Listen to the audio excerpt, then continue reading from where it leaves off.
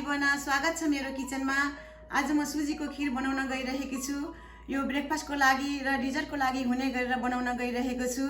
र यसलाई के चाहिन्छ भन्दाखेरि खीर बनाउनको लागि सुजी, दुध, रोज वाटर, चिनी, बटर त भइ नै हाल्यो र ब्रेकफास्टको लागि ग्रानुला, चिया सीड, ब्लुबेरी, स्ट्रबेरी, बनाना र यदि डिजर्टको लागि बनाउने हो भने पिस्ताचु, काजु, बदाम र किसमिस। अब दुधलाई उमालौँ।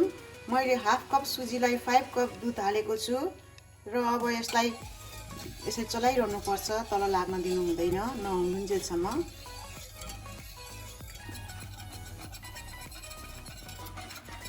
दुध यसरी उम्लिएर आयो। अब यसलाई यसरी चलाइरहनु पर्छ। अब मैले यसमा सुजीको पिठो राख्दै बिस्तारै राख्दै चलाउँदै गर्दैछु। एकैचोटि राख्नु हुँदैन, डल्लो पर्छ।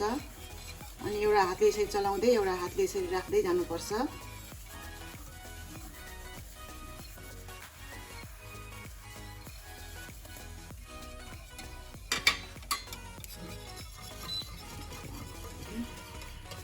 अब यसमा मैले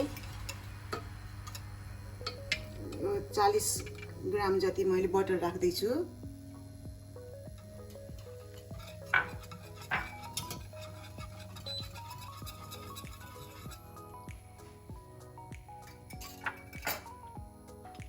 मैले अहिले यसमा 1 टेबल स्पुन सुगर राख्दै छु। अहिले मैले डिजर्टको लागि चाहिँ अझै बेसी राख्छु, यो अलिकति झिकेपछि।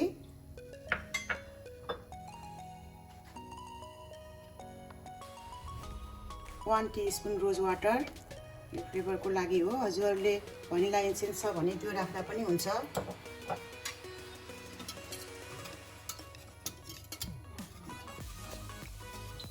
यसलाई एकैछिन पकाउने। सबै कुरा राखेपछि यसरी चलाको चलाइ गर्नुपर्छ। एकछिनसम्म यसरी बाक्लो हुने गरी आउन्जेलसम्म पकाउनुपर्छ। अब यतिको बाक्लो भएर पाकेर आयो, राम्रोसँग पाकेको छ यो। अब मैले यसलाई चाहिँ ब्रेकफास्टको लागि अलिकति छुट्याउँदैछु।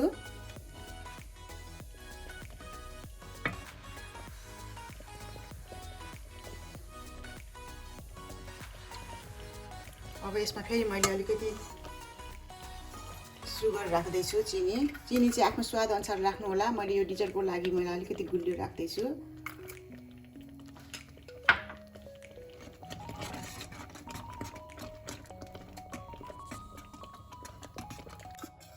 यसमा अब म नट्सहरूलाई फ्राई गरेर मिसाउँदैछु।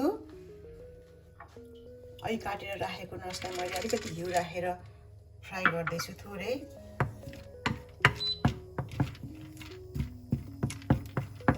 हल्का रातो हुने गरेर फ्राई गर्ने। यतिकै काँचै राख्दा पनि हुन्छ, तर फ्राई गर्यो भने चाहिँ अलि राम्रो टेस्ट आउँछ। त्यसले गर्दा म फ्राई गरेर राख्दैछु।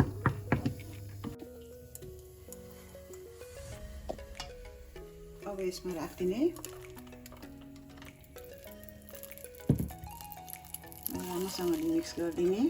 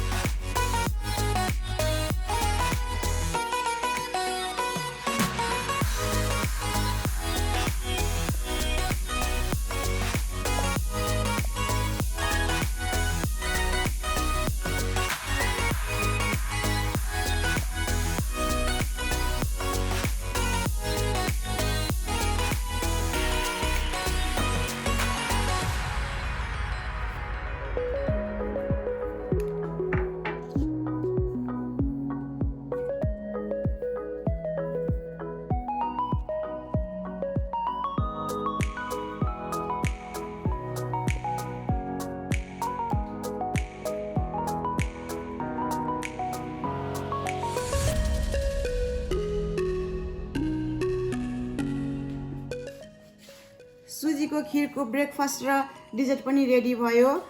हजुरहरूले फ्रुट चाहिँ आफ्नै चोइसको हाल्न सक्नुहुन्छ।